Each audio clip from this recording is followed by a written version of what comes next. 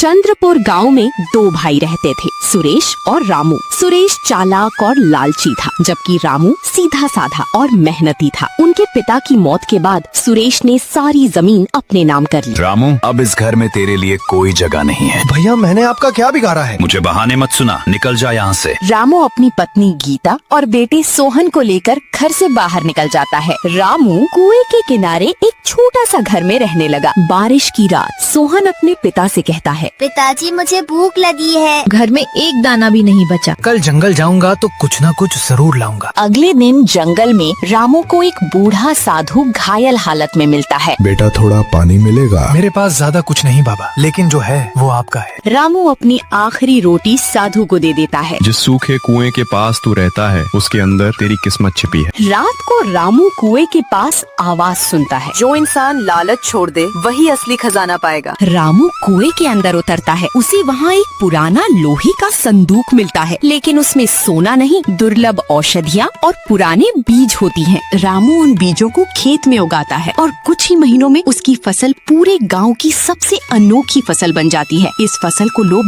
दूर दूर से खरीदने आते हैं। सुरेश रामू से जलने लगता है। वो रात को चोरी से कुएं में उतरता है, लेकिन लालच में फिसलकर अंदर गिर जाता है। कुआं पानी से भरने लगता है। बचाओ, कोई मुझे बचाओ। रामू दौड़ कर आता है और कुएं में रस्सी डालता है और सुरेश को बचा लेता है। मैंने तेरा हक छीना, फिर भी तूने मेरी जान बचाई। रिश्ते जमीन से बड़े होते हैं भैया। दोनों भाई मिलकर खेती शुरू करते हैं। सूखा कुआं अब गांव की सबसे बड़ी पहचान बन जाता है। लालच इंसान को अंधा बना देता है, लेकिन मेहनत और इंसानियत हमेशा रास्ता दिखाती है।